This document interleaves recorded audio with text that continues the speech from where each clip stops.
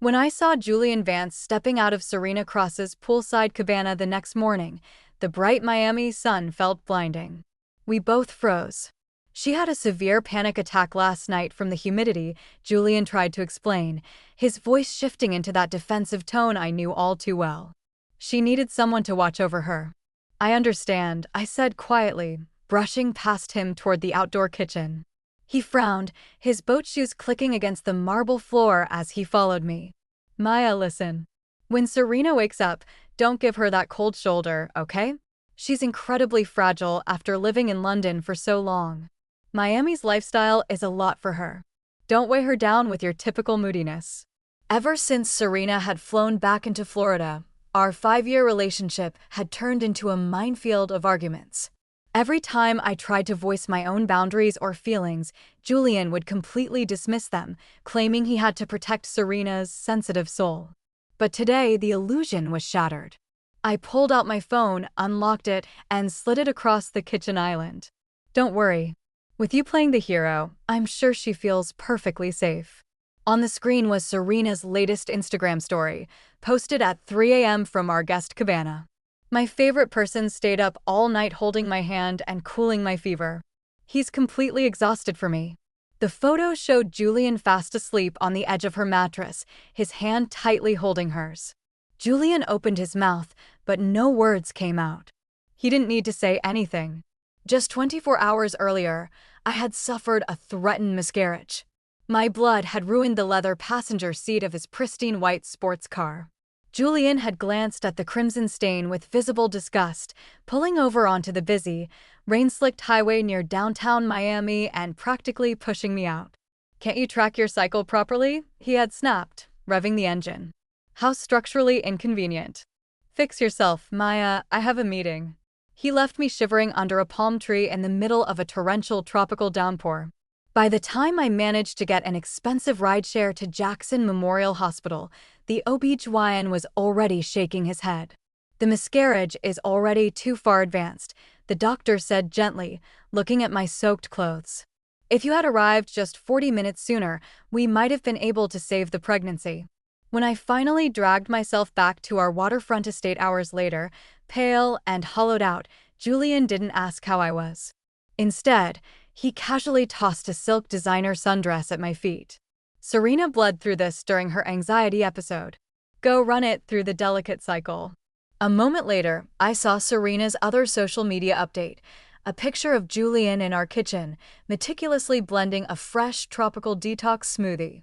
When Miami gets too hot, my sweet Julian gets more stressed than I do. Best care ever. That was the exact second the switch flipped inside me. I made the call. The New York corporate expansion, I told my managing director over the phone. I'll take the director position. Are you absolutely certain, Maya? He asked, surprised. If you sign the transfer, you'll be anchoring the Manhattan office for at least 3 years. No turning back. I'm completely sure, I replied, my voice devoid of emotion. Right after I hung up, Julian walked into the living room. He was an incredible chef when he wanted to be, but lately, his culinary skills were reserved exclusively for his childhood best friend. Who was that on the phone? He asked carelessly. I didn't answer. I walked straight into our master bedroom, only to find Serena lounging diagonally across my organic cotton sheets, wearing one of Julian's linen shirts. She gave me a smug, cat-like smile. Maya, your mattress is so much better for my back than the guest bed. You don't mind if I crash here tonight, right? Julian stepped in right behind her, not even looking in my direction.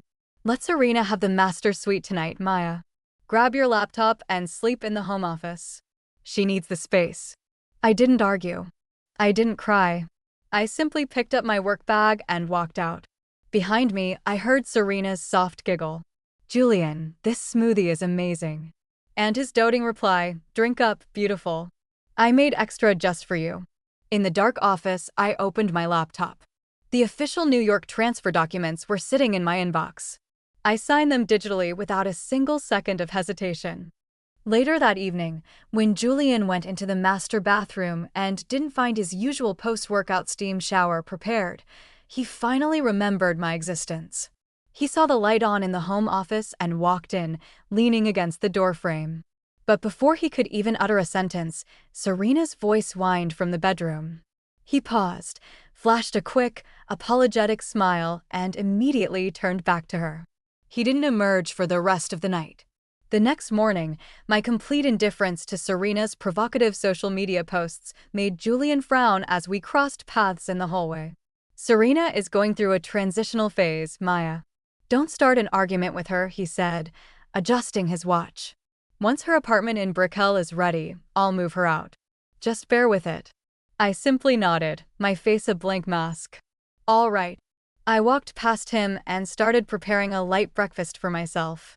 Watching my solitary, quiet figure, his harsh tone softened just a fraction. Hey, didn't you say you were craving that grilled mahi-mahi from the Keys? Tell you what, let me cook it for you tonight. He began busying himself around the kitchen island, but inside, I felt absolutely hollow. We had been together for 5 years. In all that time, he had never cooked a single dedicated meal for me without complaining about the prep work. Just as I opened my mouth to tell him not to bother, Serena came running out of the master bedroom barefoot. She tightly clung to Julian's tattooed arm, pouting her lips. Julian, I don't want fish. I want those authentic street tacos from that exclusive pop-up down in South Beach. That specific pop-up was famous, an hour's drive through brutal Miami traffic, not to mention the legendary tower lines in the humid heat. I had asked Julian to take me there for our last anniversary. He had snapped at me, saying it was too far, too crowded, and a total waste of time. But now he just chuckled affectionately, gently tapping the tip of Serena's nose. Okay, anything for my favorite foodie. Go get dressed. He walked out of the house with her without another word, completely forgetting my presence yet again. I finished my breakfast alone in the quiet estate. Calmly, I picked up my phone and dialed our wedding coordinator. I canceled our upcoming beachfront photography shoot and put a hold on the catering. Just after I hung up, a violent, blinding pain tore through my lower abdomen. I collapsed onto the cold marble floor, curling into a tight ball of agony. Instinctively, my shaking fingers dialed Julian. The phone rang endlessly, echoing in the quiet room. On the 5th attempt, he finally picked up, his voice laced with deep irritation. Maya, seriously, enough already. Can't you see I'm trying to order for Serena? I don't have time for your attention-seeking right now. If it's actually important, text me. Julian, I. Before I could finish the sentence, the line went dead. Everything went black. When I opened my eyes, the harsh, fluorescent lights of Miami General Hospital blinded me. A paramedic had found me after the estate's security guard noticed the front door left ajar. The attending doctor entered the room, his expression somber. He confirmed that the miscarriage was now complete. My body was empty. He prescribed strict bed rest and heavy pain management.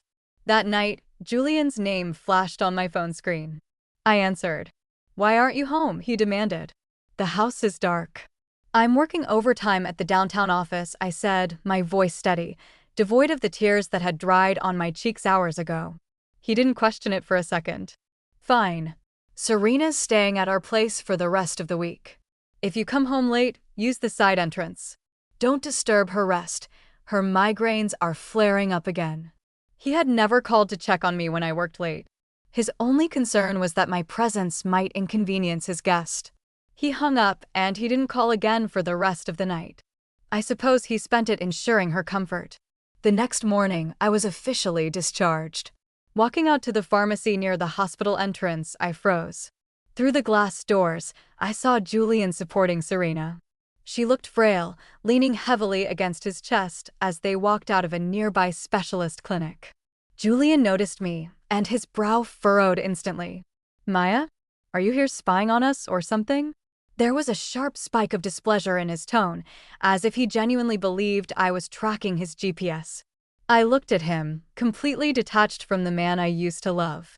No. My cycle has been incredibly painful, so I came to get a prescription. His expression stiffened slightly. For a fleeting second, a shadow of guilt crossed his face, likely recalling how he had shoved me out of his sports car into the pouring rain just days prior. Seizing the sudden tension, Serena collapsed even further into his embrace, letting out a soft, theatrical sigh. Oh, Maya came all the way to the hospital by herself? Then I guess it's not that serious. She turned her tear-filled eyes up to Julian. Julian, I'm so useless compared to her, aren't I? When I'm in pain, I can't even stand up. You always have to carry me everywhere. Julian's face softened into pure adoration instantly. If you're in pain, you tell me. I'll carry you as long as you need, okay? He gently guided her forward. Then, as an afterthought, he looked back over his shoulder at me. Come on, get in. I'll give you a ride back to the penthouse. It's on the way. He said it as though he were offering charity to a stranger on the street. No thanks, I replied evenly. I have to get back to the office. Without a word, Julian grabbed my wrist and pulled me into the back seat of the sports car. Serena was already sitting comfortably in the front passenger seat, adjusting her oversized designer sunglasses. Her posture was casual, radiating the quiet confidence of someone who owned the car and the man driving it. Maya, just let Julian drive you, Serena said with a sweet, patronizing smile. He hasn't even been going into his firm lately because he's been keeping me company. He has plenty of free time now. In our 5 years together, even on our milestones or when I was burning with a fever, Julian had never missed a single hour of work for me. But the moment Serena landed in Miami, she became his sole priority. The thought settled cold and heavy in my chest. Just then, Serena gasped, pointing at the custom leather beneath her. Julian, oh my God, I think I stained your seat. The humidity is making my skin flare up. There was a faint, dark mark on the pristine white material. Julian didn't flinch. His tone remained perfectly gentle. It's fine, Serena. Don't worry about it. It just needs a quick detail. Then, almost out of instinct, his eyes flicked up to meet mine in the rearview mirror. Seeing my absolute lack of reaction, no anger, no jealousy, he quickly looked away, clearing his throat. When we arrived at my downtown office building, I threw the door open and nearly ran into my managing director in the lobby. Maya, he said, his expression intensely serious as he held a clipboard. Are you absolutely certain about this New York transfer? Once the board processes this application, it is completely irreversible.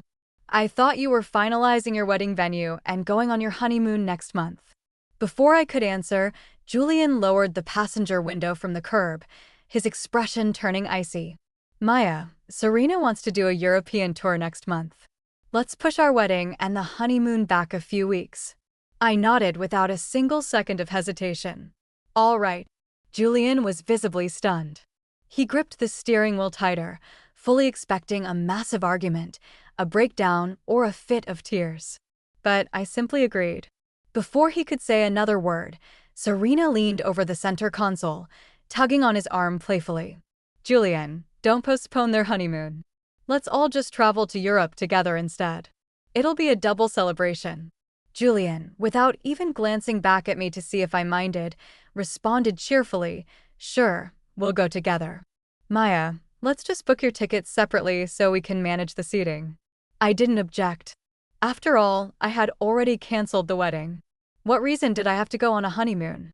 I watched the sports car accelerate into the Miami traffic. My director looked at me with deep concern.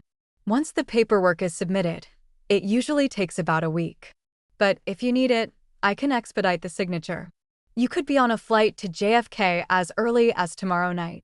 Please expedite it, I said quietly. That evening, for the first time in weeks, Julian actually came to pick me up from work. The moment I climbed into the passenger seat, he handed me a stainless steel thermos. I stopped by that wellness cafe and got you that specialized ginger and honey tea, he said, trying to sound attentive. But just as the words left his mouth, his dashboard screen lit up with a text message. It was from Serena. Julian, you dummy, you made so much tea this morning. Are you trying to turn me into a little fluid balloon? Come back and help me finish it. The car fell into a suffocating, awkward silence. The digital clock on the dashboard ticked loudly.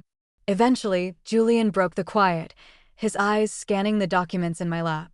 You're reading materials about the New York Manhattan division. Planning a business trip. I shook my head, slipping the papers into my bag. My boss just wanted me to look over the corporate structure. Sensing my detached mood, Julian, who was usually so aloof and unbothered, suddenly softened his voice. Take the day off tomorrow, Maya.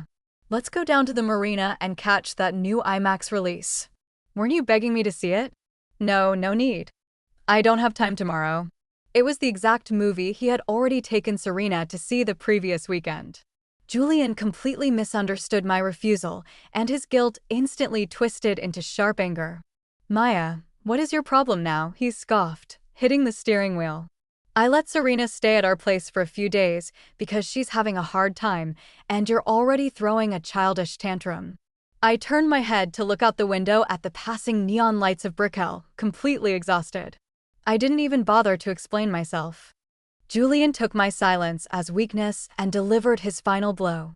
Let me make one thing perfectly clear to you. I am the one who pays the mortgage on that estate. Letting Serena stay there is my decision. Even if she ends up living with us permanently after we're married, you have absolutely no right to object. For a long moment, the car went completely quiet. The neon lights of Miami blurred outside the window. The thermos of ginger tea sat between the leather seats, warm and untouched. His words were still hanging heavily in the humid air. Even if she ended up living with us permanently, you have no right to object. I looked at his reflection in the side mirror. No anger rose inside me. No tears came to my eyes either. There was only a strange, clean emptiness. You're right, I said, my voice barely above a whisper. I have no right to object. I don't live there anymore. Julian's fingers tightened on the steering wheel, the leather groaning under his grip. He slowed the car down near a red light, looking over at me, genuinely confused for the first time. What? I didn't answer. I reached over, unbuckled my seatbelt, and pulled the door handle. Julian turned sharply in his seat, his eyes widening. Maya, wait. I stepped out onto the humid curb of Biscayne Boulevard and adjusted my blazer. Take Serena to get her tacos. She's hungry. His eyes darkened with an intense, familiar frustration. He was waiting for the old me. The Maya who would slam the door, cry, demand an explanation, and beg him to tell me why he always chose her. But that Maya had died somewhere between a rain-soaked roadside and a cold hospital bed. I closed the car door with a gentle, final click and walked straight into the bright lobby of my office building. Behind me, I heard Julian call my name once, but I did not turn back. My managing director was still standing near the elevator banks, his expression shifting from surprise to deep concern when he saw the look on my face. Maya? Are you okay? Are you sure about this? Yes, I said, looking him dead in the eye. Once the transfer goes through, I know it can't be reversed. Please expedite it. I want to be on that flight to New York tomorrow night. He studied my face for a long, silent second. Then he gave a firm nod. I'll make the calls to HR right now. That afternoon, I worked faster than I had in my entire career. I signed the final corporate transfer forms for the Manhattan office. Then, one by one, I systematically dismantled the wedding. I canceled the beachfront venue, the florists, the catering, the luxury cake consultation that Julian had already postponed twice because Serena needed him. Every cancellation confirmation landed in my inbox like a heavy door slamming shut. Next, I requested digital copies of my medical records from the hospital. The admission paperwork, the ultrasound report, the doctor's definitive note, threatened miscarriage, delayed arrival. I gathered the discharge papers confirming the loss was complete and saved the call log from the afternoon I had collapsed on the floor. Finally, I logged into my portal and removed Julian as my emergency contact. That was the only part that made my hand tremble. Not the wedding, not the 5-year relationship, not the estate. The emergency contact. For 5 years, his name had been written next to mine on every legal document. He was the person I trusted the world to call if the worst happened. But the world had called him once already. And he had hung up. By 6 p.m., my flight itinerary to JFK was confirmed. Tomorrow night, New York. 3 years. My director handed me the printed boarding pass with both hands. You don't have to tell me what happened, Maya. I can guess. But if you need a ride to Miami International tomorrow evening, I'll take you myself. I looked down at the ticket. Thank you. He hesitated for a moment. Does Julian know? No, I replied, folding the paper neatly into my bag. He told me I had no right to object to his house rules. I'm just respecting his authority. When I returned to the waterfront estate to gather the last of my life, Serena was lounging in the living room. She was wearing one of Julian's oversized linen shirts, her bare legs tucked under her on the plush sofa. My favorite ceramic mug was held tightly in her hands. She looked up slowly, a lazy smile spreading across her lips. "Oh, Maya, you're back late." I walked right past her without speaking. Her eyes followed me up the stairs. "Julian went back out to get those South Beach tacos again," she called out, her voice dripping with faux innocence. "I didn't eat much earlier. My stomach still feels so weird from the Miami heat." "Congratulations," I said coldly, not stopping. I entered the master bedroom. The air smelled faintly of her heavy, expensive perfume. Pulling my large suitcase from the back of the closet, I began to pack. I only took what was truly mine: my tailored work suits, my legal documents, my laptop charger, and a few personal photographs taken before Serena had returned to Florida. I left behind the diamond jewelry Julian had bought to apologize for past fights, the designer bags, and the matching silk pajamas he once claimed made us look like a real power couple. Serena appeared at the bedroom doorway, leaning against the frame. Her voice dropped into that soft, victimized tone she reserved for Julian. "Are you throwing another fit, Maya?" "No," I said, neatly folding a blazer. "Then why are you packing a suitcase?" "I'm done." She stared at me, her confidence wavering for a split second. "You're just trying to scare Julian. You want him to beg." I zipped the suitcase shut with a sharp, definitive snap. "No. If he wants to beg, he can ask you to help him pack his things too. You seem very comfortable occupying my spaces." Her face tightened. The fragile mask slipped, revealing the calculating girl underneath. "You think walking out right now will make him chase you down? You're playing a dangerous game." I smiled faintly, looking at her clearly. "You still think this is about a game? You still think I want to be chased?" She took a step closer, her voice hardening. "Julian needs me, Maya. He has always needed me. You are just too deeply insecure to ever accept our bond." "I accept it completely now," I said. That answer confused her more than any screaming match ever could have.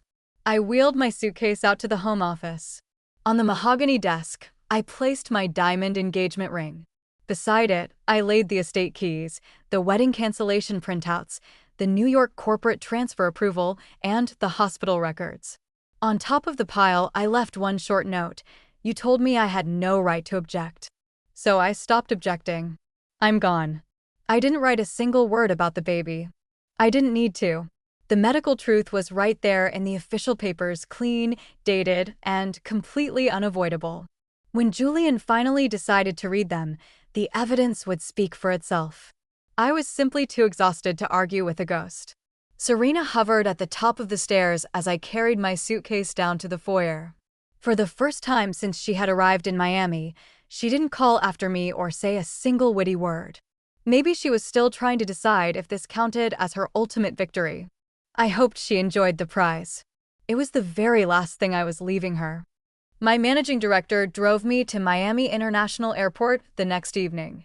The tropical sky was bruised with dark purple clouds, a typical summer storm brewing on the horizon. By the time we hit the airport expressway, Julian had already called twice. It wasn't out of worry, it was just that familiar, demanding vibration of someone who expected immediate compliance. The first text message popped up on my dashboard display. "Where are you? Serena said you cleared out your side of the closet. Are you seriously trying to create a scene over a house guest?" The second came 10 minutes later, sharper this time. "Come home right now before I get genuinely angry, Maya." I reached over and turned my phone face down on the console. At the terminal, my director lifted my suitcase from the trunk. He looked at me, the bright airport lights reflecting in his eyes. "Do you have everything you need, Maya?" I nodded slowly. "Yes, everything." Then, because grief has a cruel way of choosing its moments, my hand instinctively drifted down to touch my lower stomach. There was nothing there anymore. No future, no secret, no quiet hope. I had been waiting for the perfect moment to surprise him with the news, but now it was just a phantom ache I carried entirely alone. My director quickly looked away, politely granting me privacy without forcing me to explain the gesture. At the security checkpoint, I closed my eyes and whispered the final goodbye I hadn't been strong enough to say in the sterile hospital room. "I'm so sorry, little one. I couldn't protect you then, but I promised to protect the woman who loved you." Then I walked through the gate and boarded the plane. My phone began to ring just as the cabin crew dimmed the lights for departure. It was Julian. I pushed the power button and held it until the screen went entirely black. By the time Julian returned to the waterfront estate, I was already 30,000 feet above the Atlantic, flying toward a cold New York night. He had expected to find me waiting in the home office. That was what Serena later told a mutual friend in a panicked voice note before I blocked her number entirely. Julian had walked through the front door irritated, tossing his sports car keys onto the marble table, fully prepared to lecture me for embarrassing him in front of his childhood friend. Then, the heavy silence of the house hit him. My trench coat was missing from the rack. My running shoes were gone. My laptop was nowhere to be found. In the master bathroom, the shelf that held my skincare routine was completely bare. He went to the bedroom first, throwing the custom walk-in closet doors open only to find row after row of empty velvet hangers. Panic finally setting in, he stormed into the home office. There, under the dim desk lamp, lay the diamond engagement ring, the silver house keys, and my brief note. His very first reaction, according to the logs, was unadulterated anger. He called my phone repeatedly. No connection. He sent a barrage of texts that remained unread. He even dialed my direct office extension, only to be greeted by the automated after-hours corporate recording. And then, his eyes fell on the official hospital documents resting beneath the keys. At first, he probably thought it was some kind of dramatic prop, just another silent accusation about my painful cycle to make him feel guilty for leaving me behind. But then he actually read the date. He read the clinical diagnosis. He read the admitting physician's heavy words: threatened miscarriage, delayed arrival, patient reports being left in heavy rain without transport. Loss of pregnancy could potentially have been avoided with immediate medical intervention. His hands began to shake violently as he picked up the second document: complete miscarriage confirmed. Emergency ambulance admission. Patient found unconscious at residence. Then came the printed call log. I had called him at the exact minute my body began to fail. He had answered. He had told me he didn't have time for my attention-seeking. Serena had been hungry. Julian dialed my managing director at midnight. The man answered only because he had been expecting the call. "Where is Maya?" Julian demanded, his voice cracking through the receiver. "Mr. Vance," the director replied coldly, standing in his quiet Miami apartment. "Maya Evans is no longer assigned to the Florida office." "What the hell does that mean? Where is she?" "It means she took a permanent transfer. She left for New York tonight." A suffocating silence stretched over the line. "New York? On which flight? Give me the flight number. I am not authorized to share employee travel data with external parties." Julian's voice broke completely. "I'm her fiancé. Not according to her updated emergency corporate contact form. Good night, Mr. Vance." That was the exact moment Julian truly understood. The wedding wasn't being postponed. It was obliterated. I wasn't sulking in a hotel downtown. I was gone. Serena tried to comfort him. She saw him sitting paralyzed on the office floor, the medical papers spread around his knees, and she rushed over in her usual state of fragile panic. "Julian, honey, what's wrong?" "What did she do?" He didn't answer. Serena tentatively picked up one of the clinical reports, her eyes scanning the text before she quickly dropped it back onto the mahogany desk. "Oh, Maya should have told you she was expecting." "I didn't know." Julian looked up at her slowly, his eyes bloodshot, seeing her clearly for the first time in 5 years. "She was losing our child. And I pushed her out of my car into a tropical storm." Serena swallowed hard, backing away slightly. "But you didn't know, Julian. You thought it was just her period." She always made everything so incredibly dramatic. Something in Julian's face fractured. For the first time in his life, her soft, victimized tone didn't sound fragile, it sounded grotesque. Right then, Serena's phone lit up on the desk between them. A banner notification from a mutual friend flashed brightly across the screen. Did Maya finally pack her bags? Did you win? Send the screenshots, babe. Serena snatched the device, but she was a second too late. Julian stood up, his tall frame shadowing her. What screenshots, Serena? Her eyes filled with tears instantly, her bottom lip trembling. Julian, please, it's not what it looks like.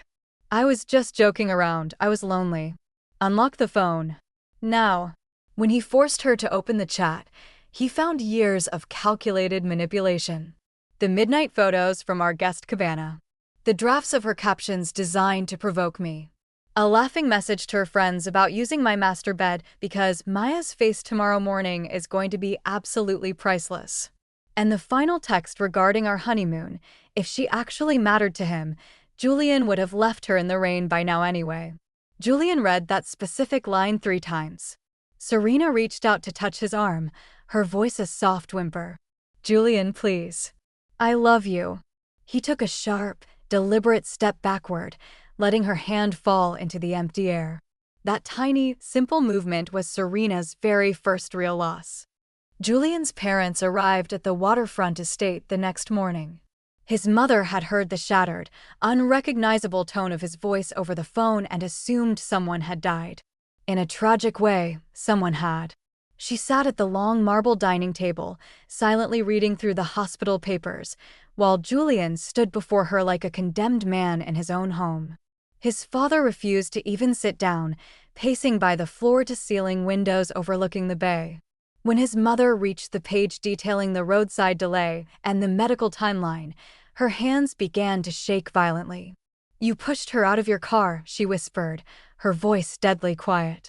Julian's mouth opened, but no defense came out. His throat felt like sand. She was bleeding, Julian, and you left her on the highway in a downpour.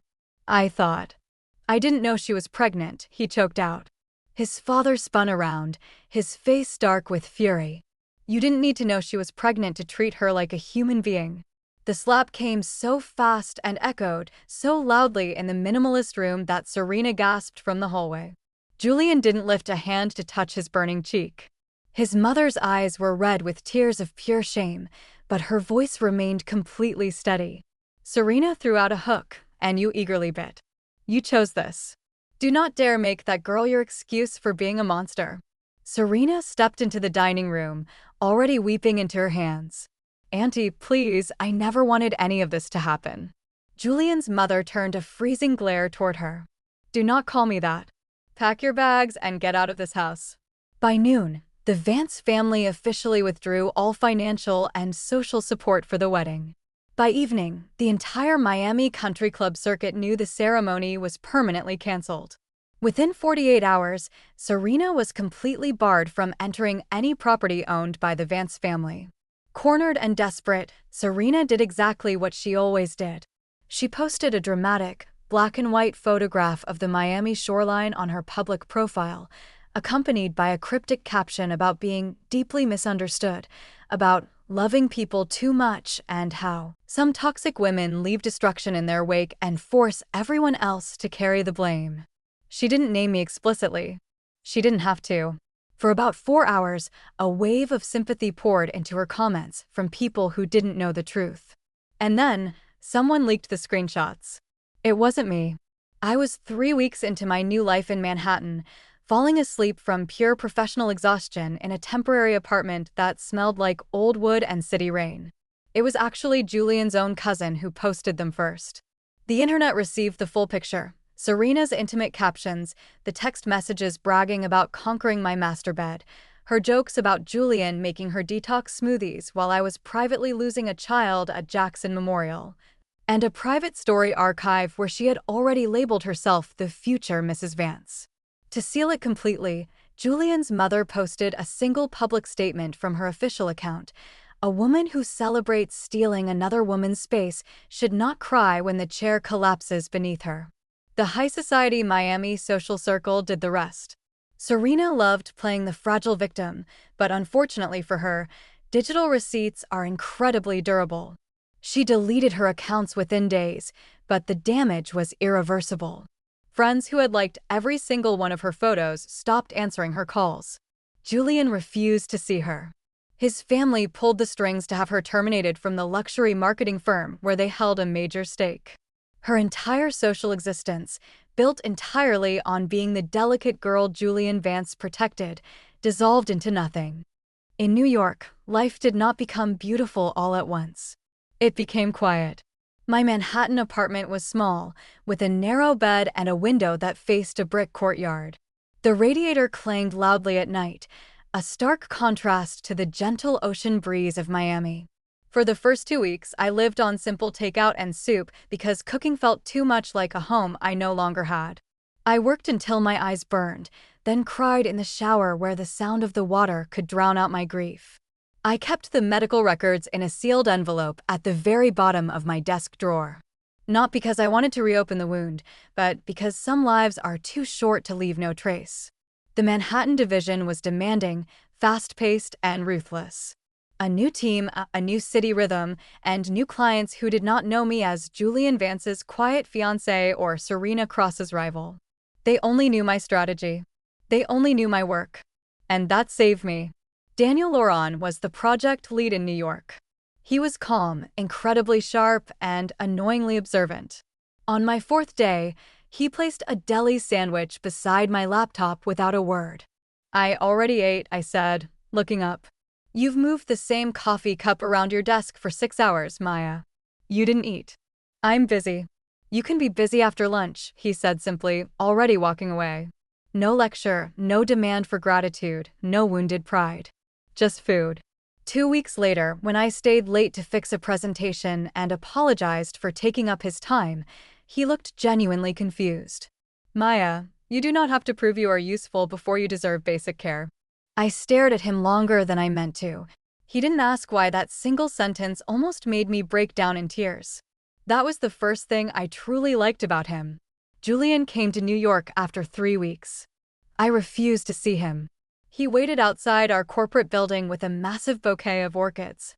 Daniel personally informed security that I declined any visitors. Julian sent expensive gifts to my apartment.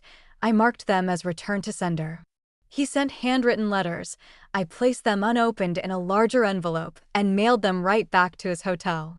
The only communication I authorized was a brief email via my director: "Do not approach my workplace again." He showed up one last time anyway. I saw him through the glass wall of a high-level conference room. He looked thinner, unshaven, holding a paper bag from a bakery, like he could buy his way back into a life he had pushed out of a car door. Daniel stood beside me, looking through the glass. "Do you want me to handle it?" "No." "Do you want to handle it?" "No." "Then we keep working." And we did. Julian eventually left. That was his true punishment, not a screaming match, not a dramatic confrontation on the streets of New York, but door after door closing politely yet firmly in his face. Back in Florida, his life continued to fracture.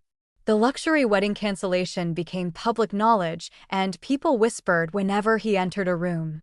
He cut off Serena completely after reviewing the full chat logs. She allegedly showed up at his private office crying, and he finally confronted her right in front of the lobby cameras. "Did you enjoy destroying it, Serena?" he had asked, his voice dead. "I was lonely, Julian." "I loved you," she sobbed. "I never meant for Maya to lose the baby." Julian's face twisted in agony. Serena wiped her eyes and, for the first time, spoke a truth sharp enough to cut them both. "But you were the one who left her in the rain, Julian. You were the one who hung up." "I didn't force your hand." He staggered back as if struck. She was right. Serena had manipulated the board, but he was the one who played the game. Her lies were ugly, but his choices were fatal. That was the reality he couldn't outrun. Months bled into a year, then 2, then 3. I learned the grit of Manhattan and how to order my morning coffee without looking over my shoulder. I went to grief counseling. I worked. I was promoted to vice president of the Eastern Seaboard. By the end of the 3rd year, the New York division wasn't a temporary refuge anymore. It was my kingdom. Daniel remained beside me in that quiet, patient way only steady people can master. He never hovered, never demanded to read my expressions, and never asked why I froze when a client mentioned a beachfront venue. On the anniversary of my loss, I took a personal day. I didn't tell anyone why. At noon, a courier delivered a small paper bag to my apartment from Daniel. Inside was a warm pastry and a simple note, no response needed. Just eat something gentle today. I cried then. Not out of grief, but because someone had noticed my pain and didn't require me to perform for it. When he finally asked me to dinner after a successful quarterly review, it was entirely without pressure. If it's a no, we still review spreadsheets normally at 9 a.m. tomorrow. I laughed softly. That is the least romantic invitation I've ever heard. Good. Romance shouldn't feel like an ultimatum. We didn't rush. I told him about Julian in broken pieces over months, and he never pressed for the full puzzle. One night, looking out at the Manhattan rain, I confessed I didn't know if I had enough pieces left to love someone again. Daniel folded his hands on the table. I am not asking you to replace what you lost, Maya. I am asking if I can walk beside whatever remains. I looked at the water streaking across the glass. For the first time in 3 years, the rain didn't feel like abandonment. It just felt like weather. I returned to the Miami home office after exactly 3 years to attend the annual executive gala.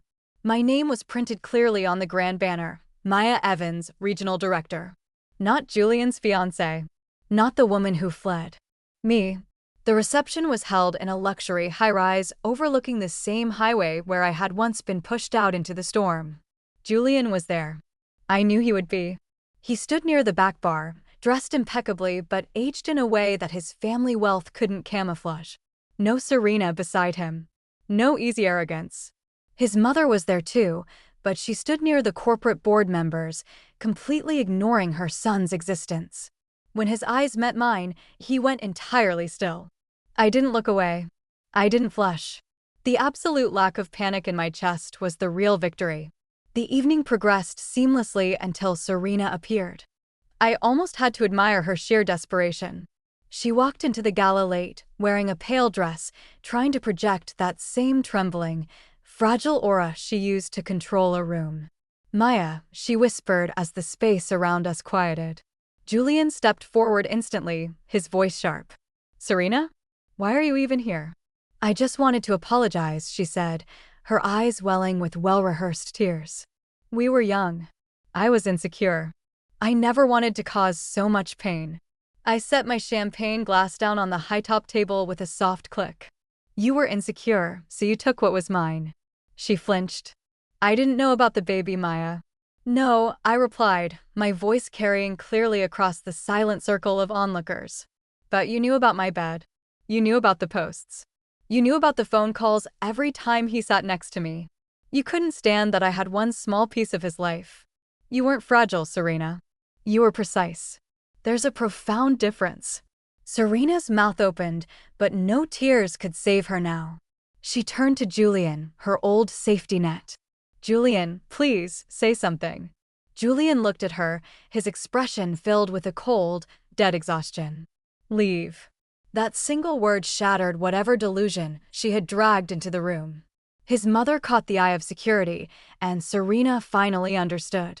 There would be no chivalry, no rescuing hero, no Julian rushing to protect her fragile heart. Only the exit. She wept openly as she was escorted out of the venue, but nobody followed her. That was her conclusion, irrelevance. Julian caught up with me on the open-air terrace after the main speeches concluded. The neon lights of Miami stretched out across the dark water below us. Maya. I turned around. He looked at me as if he had spent 3 long years rehearsing this exact moment and had still forgotten every single line. I'm sorry, he whispered. I know words don't change it. I didn't know you were pregnant. I know. His eyes reddened. If I had known, Maya, I swear to God I would have turned the car around. I would have stayed.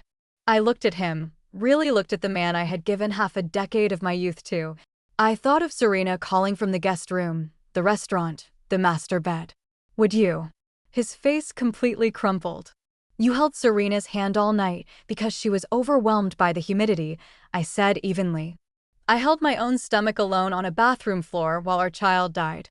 He gripped the terrace railing so hard his knuckles turned white. Our child. God, Maya. I felt a faint stir of the old ache. Not love. Not regret. Just memory. Our child died before you even knew it existed, Julian.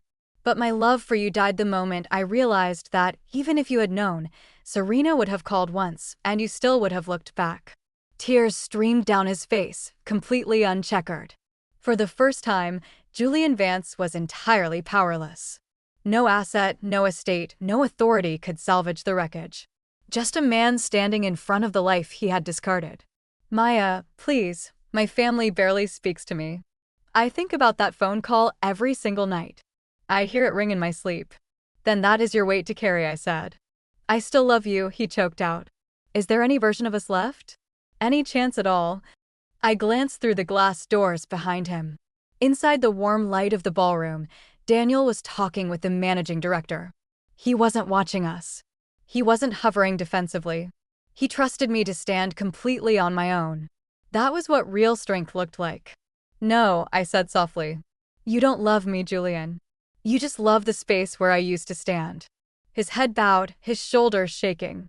I walked past him, stepping out of the dark and back into the light of the ballroom. A week later, I touched down at JFK. Daniel met me at the arrivals gate holding a fresh coffee and a familiar brown paper bag. Pastry included, he said with a slight smile. You looked exhausted in your boarding text. I took the coffee, the warmth spreading through my palms. Thank you.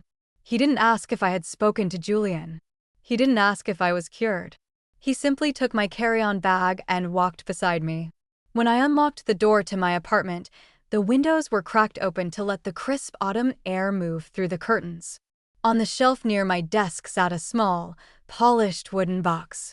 Inside were the clinical documents I had carried from Miami, folded neatly alongside a single copy of that first, faint ultrasound report and a handwritten note containing the small name I had chosen in secret and never shared with a soul. I touched the lid. Not with the raw, bleeding grief of the first year, nor the hollow emptiness of the second. I touched it with peace. By that winter, the Vance corporate board had quietly stripped Julian of his managing partner status, and the high society contacts who once courted his favor now crossed the street to avoid his gaze. Serena was entirely gone from the city's social registers. His family home remained quiet, his name spoken only with profound disappointment. Everything he had once used to assert his authority over me had become a permanent monument to what he had thrown away. My phone buzzed in my pocket. A text message from an unknown Florida number. I am so sorry. No paragraphs. No grand pleas. Maybe he had finally realized that some doors do not reopen just because regret has learned how to knock. I deleted the thread, blocked the number, and dropped the phone onto the counter. Daniel was already setting plates on the dining table, the smell of fresh food filling the kitchen. For the first time in a very long time, the room felt incredibly warm. Julian had once told me I had no right to object. So I didn't. I simply left and let him spend the rest of his life objecting to my absence.